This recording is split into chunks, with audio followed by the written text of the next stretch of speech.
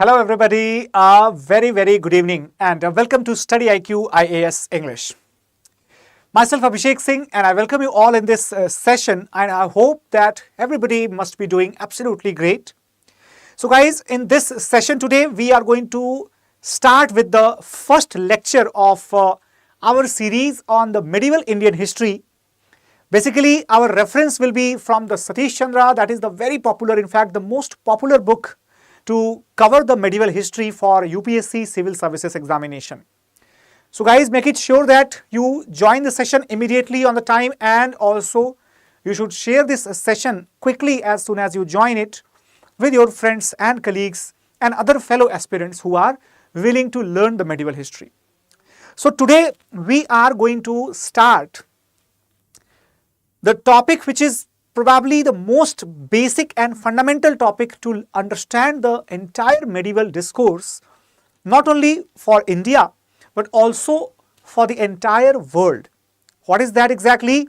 That is, today we are going to start with the topic India and the world. Alright everyone, so let us begin. But first of all, before proceeding further, let me tell you about our prelims to interview batches, which are going to start from 30th September in the evening 6 p.m.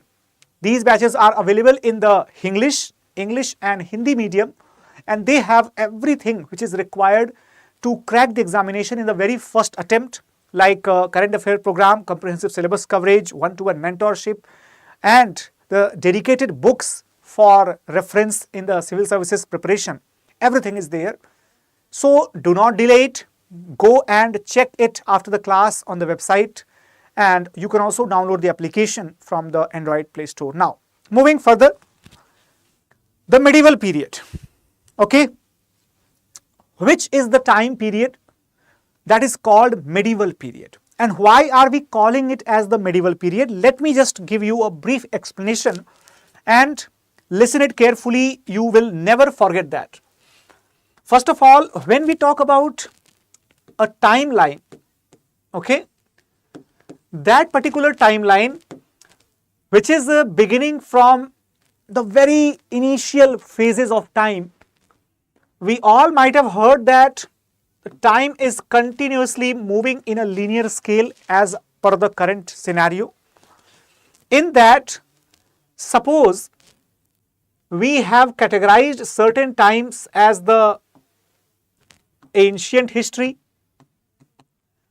and after that we have the medieval history, okay, medieval history.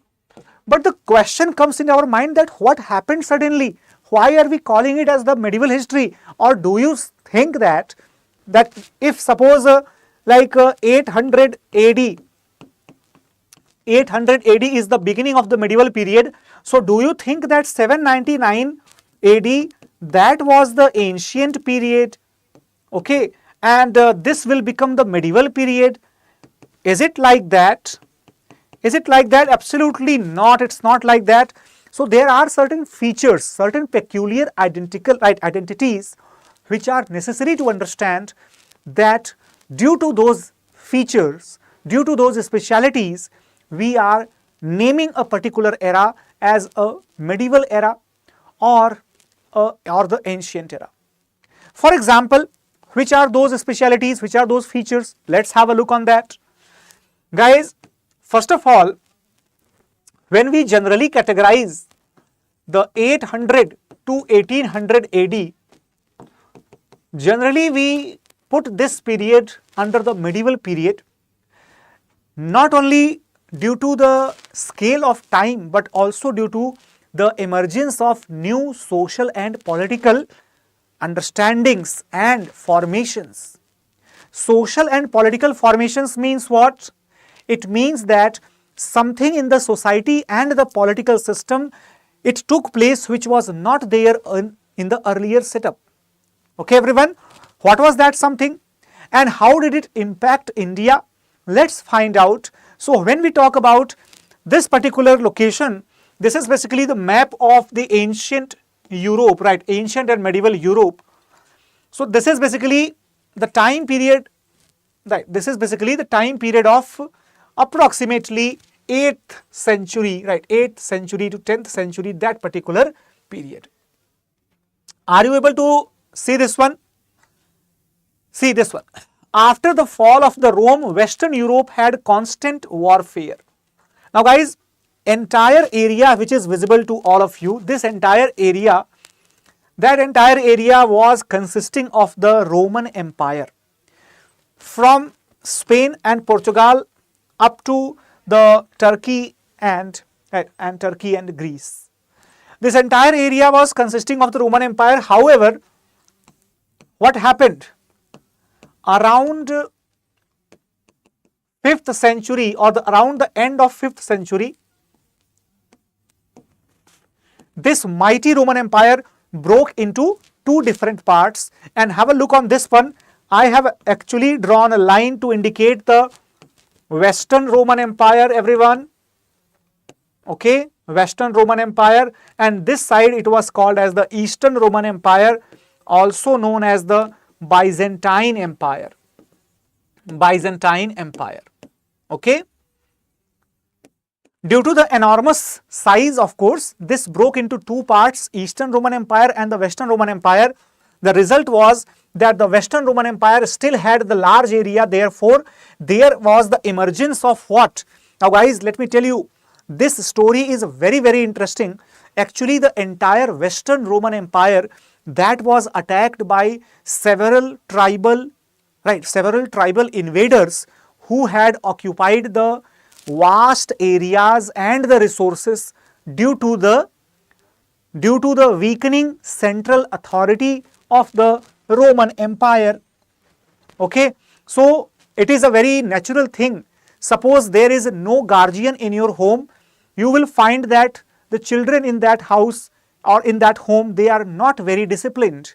They are actually becoming rowdies or the bullies who basically try to disturb the people in the society. Okay, it very often it happens, right? So this is the same condition which was prevalent in the Europe, that the Roman Empire, which had the capital in the Rome, that Roman Empire had become absolutely weak.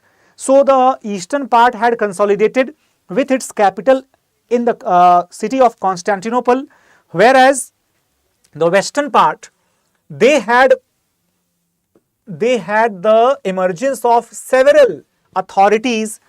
You can see the Gauls and the Franks were ruling here. You can see the Visigoths were ruling here, right, in the Spain area. In the Portugal, you can see the Sueves, right, Sueves were ruling there. And similarly, in the areas of Germany, etc., you will find the Germanic tribes such as the Bavarians were there, or such as the Germans were there, and basically the Burgundians were there. All these people, they were belonging to the distinct group of the tribal identities who had occupied the powerful positions by the reason of weakening of Central Empire. So now I hope that you got a very clear idea that the Europe was completely fragmented, completely disintegrated. One thing is clear. Now let us find out that when Europe is completely disintegrated, then what will be the outcome of that? And how will the disintegration of Europe impact the India's history in the medieval period? So guys, when we talk about the disintegration, basically the breaking of the great Roman Empire by the third quarter of the 5th century, that resulted into the emergence of the several smaller kingdoms. Okay, several smaller kingdoms, out of which the Western European region, it went into the oblivion. It started struggling among themselves, and ultimately what happened? The eastern part of the Europe, which was basically the Byzantine Empire, that started emerging as a more powerful representative of the civilized world. This is why the period of the 8th to 14th century in the Western Europe, that is called as the Dark Ages. Okay, 6th to 14th century, you can say Dark Age. Now guys, this is the same concept that the European historians have tried to implement in India also. Many students among my viewers, they might be thinking that medieval period is a dark age of India. But are we on the right track when we compare the medieval age of Europe and medieval age of India? We will find out in the lecture subsequently.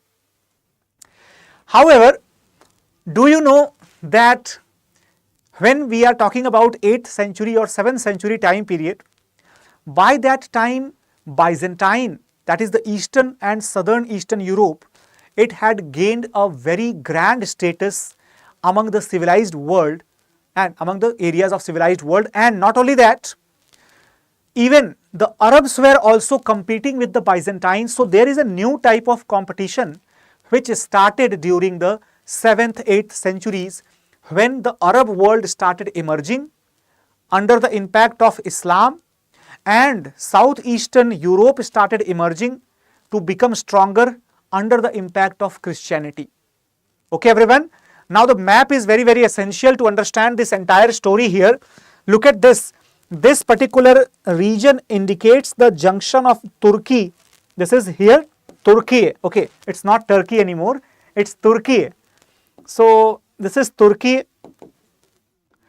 and here we have the Greek areas. Okay, Greek areas, or simply you can say the region of Greece, Albania, etc., etc. Okay everyone. Now what is the point here? The point is that earlier only the Roman Catholic Church, that used to be the epitome of Christianity, epitome of the Christianity in the entire European world. But now, after the decline of Roman Empire in the later part of the 5th century, the Greek Orthodox Church also started gaining prominence, started gaining authority. So what is the condition now, my dear? The condition is basically that around 6th to 8th century, the Europe will become fragmented. Europe will become fragmented not only politically but also religiously and culturally.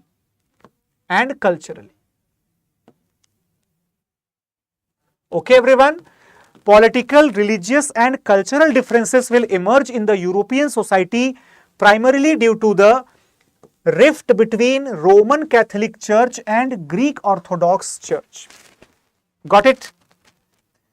This is the beginning of, or the foundation of, the modern European society and even the modern world society. Why so? Let me just explain the reason behind it. Do you understand that certain societies or certain communities like the Hispanic, like the Germans or Burgundies or Bavarians or the French or the Saxons, these all are the different communities in the Europe, right? In the Europe, particularly in the western part of Europe, they will be taking dominant positions in the European society and polity, and later on, what will they do? They will be establishing their own kingdoms, and today we know those kingdoms by the name of Germany, France, Spain, England, okay, Austria, Hungary, all these areas. Now I hope you got the point that why did it become so much fragmented that in a small Europe, hardly 2 to 3 times larger than India, that Europe has got so many different countries. The number of countries in Europe is very high as per the size of Europe. So that is the reason. But what is the purpose to understand all these things? Why are we trying to connect, or what are we trying to connect here? Basically, my purpose is to tell you that this fragmentation is actually a phenomenon, which is repeated even in India also. Okay, everyone? Which is repeated even in India also. So here let me tell you one thing. Basically, the phenomenon of feudal system is the word that is used to describe this stage of disintegration in the European society and polity. Okay, everyone? The phase of European disintegration, that is called feudalism, right? Feudal age. What is the meaning of feudal system? Anybody in the comment box can tell me the name or the meaning of the feudal system. So guys, when we talk about the feudal age or feudal system, this term is actually derived from the feudum in the Latin language. In the Latin language, we have a term called feudum. Feudum means, in English, it means fief. What is the fief? Fief is basically the tract of land. It is the tract of land, the area. Okay, everyone? So, what is the condition here? Whenever there was the weak monarch, a weak ruler, the areas of the kingdom of that ruler, that would disintegrate. That would disintegrate. Why? Just let me draw the map for you. You will be able to understand it very easily. Okay. Suppose if we have a king here. This king is having this huge area under his control. Now, what is the condition here? That king is becoming weak. So, what will happen? This particular area, or even here as well, these are the areas where the grip of or the hold of the king, his authority, okay, his authority, that will deplete. Alright, everyone, that will deplete. And what will be the impact of that? This depletion would be, right now, this depletion would be leading to the disintegration. And why so? Because when we talk about the depletion, let me just tell you that this area will become a separate kingdom. Okay, separate kingdom. Here, this will also become a separate kingdom, and this will also become separate kingdom, right? So, the same condition is going to happen with the entire kingdom of this weak king. That is the standard practice which takes place in any case of the weak ruler, because he or she is unable to control the entire kingdom. But let us assume a second condition. Let us assume a second condition, that suppose someone among this, he emerges as the most powerful,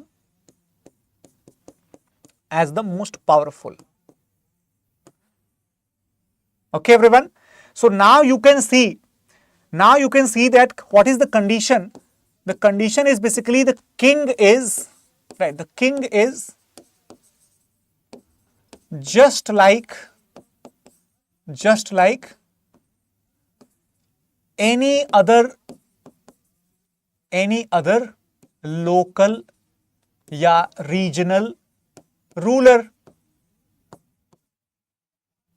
because there is no difference. The king is commanding only this much area, and all other local commanders, they are also commanding the similar areas.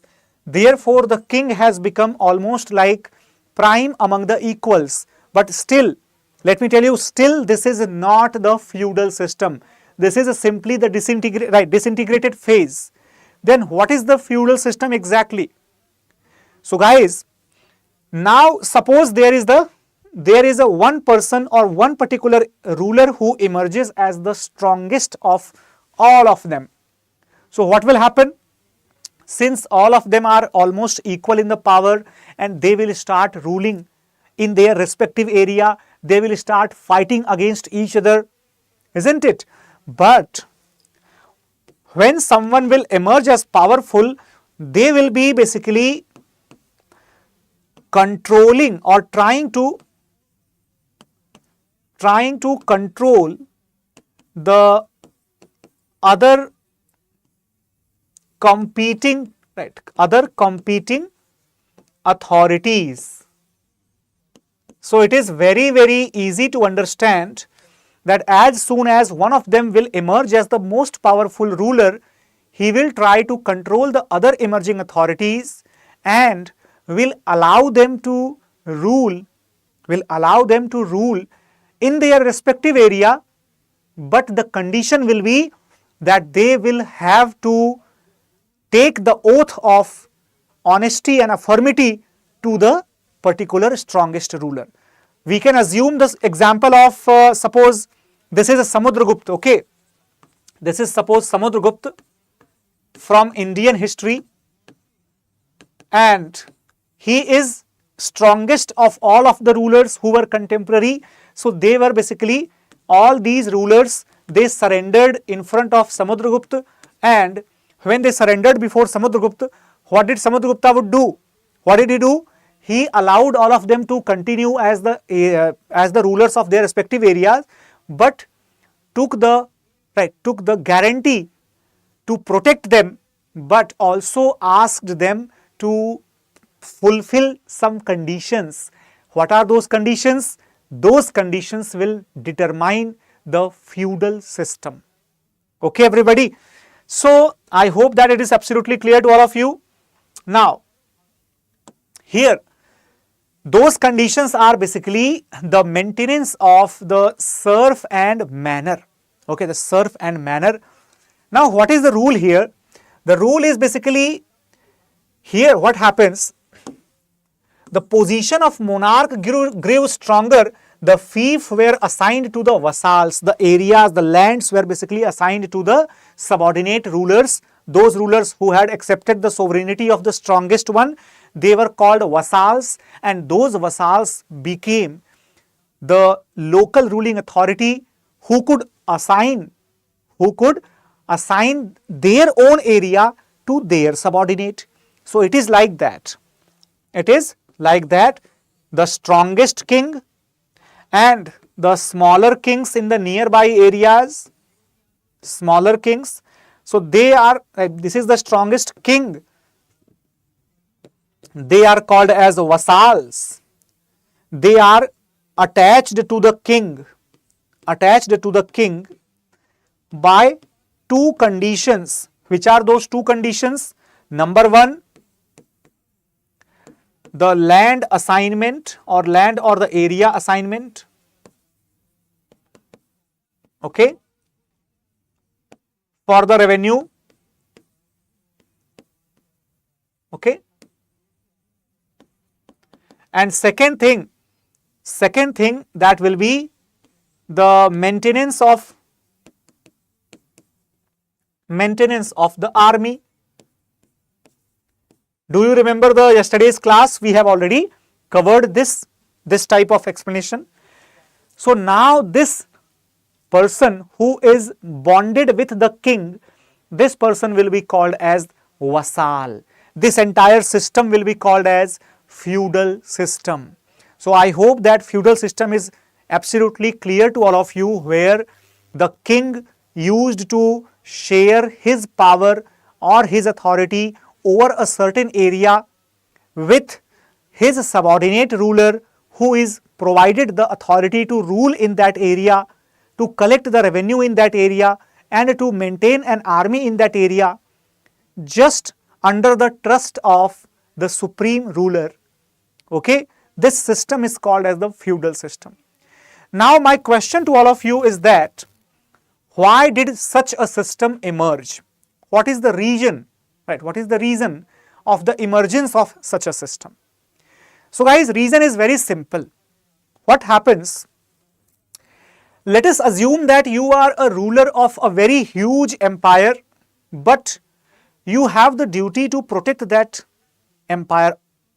But there is a repeated invasion. There are repeated invasions on your territory. So what do you think? Is it possible for you to stay in Delhi and to protect the areas of Tamil Nadu or areas of Assam or areas of Gujarat every now and then whenever someone attacks? It's very difficult. Similarly, when the attackers have the faster transportation medium, but you have comparatively slow transportation medium, so what will you do? You will allow the local people in that area of Gujarat or Assam or Tamil Nadu, the local leaders in that area, you will allow them to keep smaller forces with them, so that whenever there is an attack, at least they can stop the invasion, at least they can sustain for a little bit of time. Till then, the central authority will reach in that area. Got it? So what is the condition here? Same thing used to take place in European society also, as the continuous invasions took place either by the European tribes or by the Arabic invaders.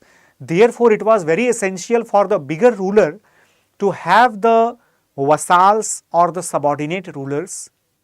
So these vassals or subordinate rulers, they followed a system of revenue collection and a system of maintenance of the army. What was that system? The first essential system, the first essential feature of the feudal system, that is called as the serf and manor. Okay, everyone? What is a serf? Serf is basically a farmer, a peasant. Okay, a peasant. That particular peasant who is asked to work on the field of the lord or the master, and the serf has got no choice to leave that job or to change his place or his master. In fact, serf is such a farmer, such a poor little peasant who is tied with that land, who is bonded with that land. For example, if I am serf of you, so I will have to work for you on your land till my life ends, and after me, my successors will also work for you. Example, like Katappa, right? He had told that his ancestors had taken the oath to serve the rulers of Mahishmati. So similarly, here also the serf, who is a serf? Serf is a peasant who is permanently bonded to the land or to the area of that particular landlord. His ancestors might also have taken the oath to do the cultivation always in the field of particular master or particular landlord. And who is the master? What is his name? The master is called as a lord. What is the master called as? He is called as the lord. And guys, lord is actually sometimes also known as the baron. But there is another term called as the manor. What is manor or manor? What is that exactly? Manor is basically that particular house of the landlord, that great house of the landlord, from where this entire authority of the landlord emerges. So basically you can say that it's like the center of power or the headquarter of the entire revenue tract. Okay, everyone? So basically what happened, there used to be the huge houses called as the manor. In that house there used to live a landlord who was considered as the owner of the entire land area. Hundreds of the farmers, they were allowed to cultivate on that area, but since the land belonged to the owner of the manor, therefore all the farmers had to pay certain percentage of their crop production or certain amount after selling their products. Now this resulted into the collection of the revenue by the landlords, and this gave immense wealth and earning opportunity to landlord who used to exploit the fiefs and the serfs like anything. So guys, this system, don't you think that this system sounds very, very similar to what we have studied in the Gupta period, or in the particularly in the later Gupta period, where the landlords, they acted like the intermediary between the farmers and the king, isn't it? That's very simple like that only. However, at the same time, there was the responsibility of giving the protection to the farmers, and whose responsibility was this? It was the responsibility of the landlord. So, as we all are aware that in that particular period or in the medieval period, Europe was facing repeated invasions by the Arabs, by the Germanic and Slav tribes. So therefore the farmers also wanted the protection of someone who is strong enough to defend their boundaries, to protect their wealth. That is why they took the shelter of such manor heads, such landlords, and eventually these landlords, they became powerful local rulers. Okay everyone? So the entire system in Europe, which is called as the feudal system or the system of the serf and manor, this system is comparable to the Samantavad that was prevalent in India, but there is a basic difference, basic and essential difference. Samant in India, they did not force the laborers to work for them only. It was not bonding. It was not a bonded labor in India, but in Europe it was a bonded labor. So we can compare the India's feudal system, but we cannot compare one to one, or we cannot compare it completely with the European feudal system. Okay everyone? I hope that the settlement of the land, the farmer and the landlord, this is absolutely clear to everyone. Say yes or no everybody. So here, what is the condition here? The condition is, this is the land, the farmer or the peasant belongs to the land, he will be there with the land, he is bonded with the land. And who is the owner? Owner is called as landlord. Owner is called as landlord. Peasant is bonded with the land. And what is this? This is the land. Land was also called as fief. Okay everyone? So this is the entire structure of the medieval European period. And similarly guys, in order to promote this system, we just discussed about the need of protection. How many of you can tell me? How many of you can tell me that why was there a need of protection? Of course, most of you must be aware that during the 7th century, Islam started spreading out of Arab.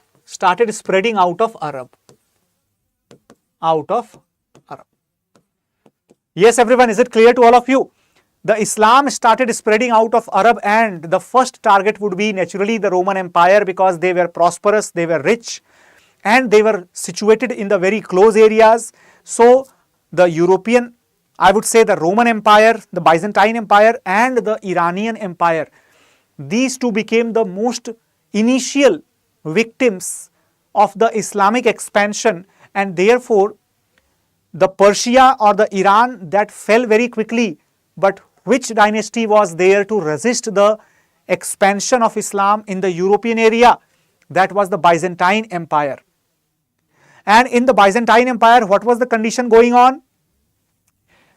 Due to the quick attacks of the Arabs, quick and the frequent attacks of the Arab, who used the very lightning fast cavalries, it was essential that the European armies should also increase the number of the warfare horses in their cavalry, in their army. Therefore, what happened? In order to keep more and more number of the horses, which was very difficult to be kept at one place in the capital city, therefore it became essential that the local landlords, they should be given the responsibility of not just collection of the revenue by the peasants or from the peasants, but also the maintenance of the cavalry and the soldiers along with that, to defend against the invasions of the Arabs. Okay everyone?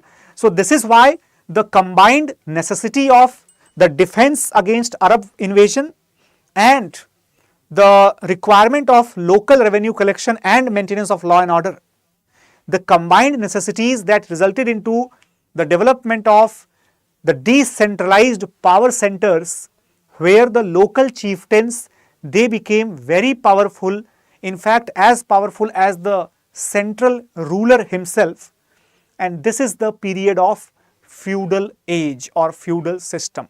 Okay everyone? So I hope the feudal age and feudal system, its complete origin and its complete features, that's absolutely clear to all the viewers. Now if you see that once again, you will realize what I am telling to you. Basically this area is where we are seeing the beginning of the feudal age, and this is the area where you are able to understand that entire kingdom is actually feudal in character, where every small area has their own lords. Okay, lords, entire area. Okay. Now impact of the religion and on the people and society. I just told you, might have told you that religion was a very much prime factor in determining the characteristics of the medieval society. So basically, when we talk about the characteristics of the medieval society, why are we talking about religion? Because my dear students, religion will be the major player in deciding the complete development pattern of the society. Not only in India, not only in Arab, but also in Europe, there will be the complete clash between the religions. And those who did not understand this point, remember the clash between Eastern Europe and the Western European values and ideals. The Eastern Europeans, they will be having the Greek Orthodox Church as the dominant religious power center, whereas the Western Europeans, they will be having the Roman Catholic Church as the dominant power center. Both the churches, they had certain inherent dissimilarities. Okay. However, one thing that was common in both of them, that they received the heavy land grants, huge land grants by the supporting rulers. Now the question arises, does that question arise in your mind also, that sir, why were these rulers giving the land grants to the church or to the Pope? Why? Two reasons are there. Dear students, whenever any new person becomes the authority, that person will definitely try to take the sanctity from someone who is well accepted and respected in the society. It is exactly like, suppose there is a new coaching center in the field of UPSC, there is any new institution which has started just a couple of days ago. So what will be, or how will they install or instill the faith among the students? They will be calling some topper. That topper will come and address the students. That topper will suggest that yes, this particular institution or this particular teacher is a very good teacher. Even I had taken the help from him, and that help was immensely contributive to my success. Now the students will start thinking positively about that particular center, isn't it? Similarly, if someone becomes the ruler for the first time by grabbing that area under the nose of the king himself, so what will that ruler do? He will write a grant in the name of the church. So someone will come from the church, and church has got a great influence upon the mindset of the people. So that person from the church, he will give the sponsorship to this small and new and young kingdom, stating that this ruler is blessed by God. He has got the complete authority to rule all over you. In fact, not just that, but the ruler has got the great lineage. He belongs to the dynasty of some great mythical legendary hero, which is approved by the church. Now the public will accept that ruler. Why? Because the public is public is under the influence of the church. So guys, what is the benefit of the ruler in giving the land grant to the churches?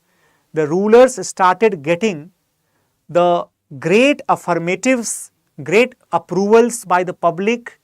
So it was easier for them to rule over the people, to govern the common people. Similarly, what was the benefit of the church? What will church get when church will sponsor the authority of governance of that particular ruler?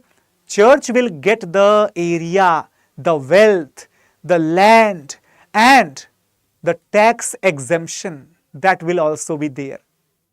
So guys, mutually beneficial bond between the church and the state, this will create a lot of problems. And let me tell you finally that the most common feature of the medieval period, of the medieval state, is not only the feudal system but also the bond between the church and the state, the bond between the religious power and the ruling political center. That is the medieval kingdom, my dear. That is the medieval kingdom. So you can say that at present we have Saudi Arab, or we have several other countries in which there is a strong bond between the church. Church here indicates any religious authority, and the state. The state here indicates the government of that country. For example, Iran, that is also the example of a church and a state, okay, combining their power. So guys, whenever we call any particular country as the medieval age country, or any particular area or region as the medieval age politic, remember that in that particular medieval age, there will be the distribution of the power between the ruler and the local chieftains, number one. Second, there will be the attachment, or the strong bond will be there between the church and the state. Church means the religious power, and the state, religious power or the clergy. Now, when you have understood this particular feature, so from tomorrow onwards, it will be absolutely clear to understand that why are we calling the Gurjar Pratihar or the Rashtrakutas or the Pala dynasty rulers as the early medieval period, but Sultanate, Rajputs, Mughals as the proper medieval period. It will be absolutely well understood by all of you tomorrow. Okay everyone? So guys, I hope that this lecture has made enough sense to all of you. If you get any type of doubt or any type of query while watching this lecture or after watching this lecture, so you can definitely write that query or the question in the comment box. Also try to tell or try to suggest some important things which you are feeling that should be the part of the feudal age or feudal system as per your understanding. Try to understand this in a wider aspect, because from tomorrow onwards we are going to start the tripartite struggle. What is the time period of that? Of course, 4 p.m. like the daily sessions. Okay everyone? So we will start with the tripartite struggle tomorrow, and also today is the 26th of September. So you have got 4 more days to register for our upcoming batches in the prelims to interview program, which targets 2024 civil services examination. In this, you will be provided the 3 distinct batches in English and Hindi. Not only that, you will also be given comprehensive syllabus coverage along with the current affairs coverage, along with the one-to-one mentorship is there, test series is there, dedicated books will be provided to you, everything. But what is most essential part, the very important part, let us suppose that you are able to clear the preliminary examination with this particular program. So after that you will be called to the studyIQ campus. Here the mains residential program will be provided to you absolutely free of cost. That will include the module based syllabus coverage, that will include your stay, your accommodation in Delhi NCR, your food and lodging, that will be the part of program only. You will not have to pay a single rupee for the mains residential program if you are the student of our prelims to interview batch. So guys, think wisely. That's I would say that once in a lifetime type of opportunity is there. If you are ready to take that chance, if you believe upon yourself, then come along with us. We will carry you till the last stage, and from there you are definitely going to get the success. So thank you so much for watching it, guys. In case if you want the content of this particular class or any of my previous classes, you can join my Telegram channel also. Make it sure, because I upload these PPTs on the weekly basis, so don't think that I will upload it today itself. You can watch the class, you can note down, or you can make your own notes after watching, but at the end of the week you will find the PPTs in my Telegram channel. So thank you so much for watching it, guys. Take care, bye bye, and Jai Hind.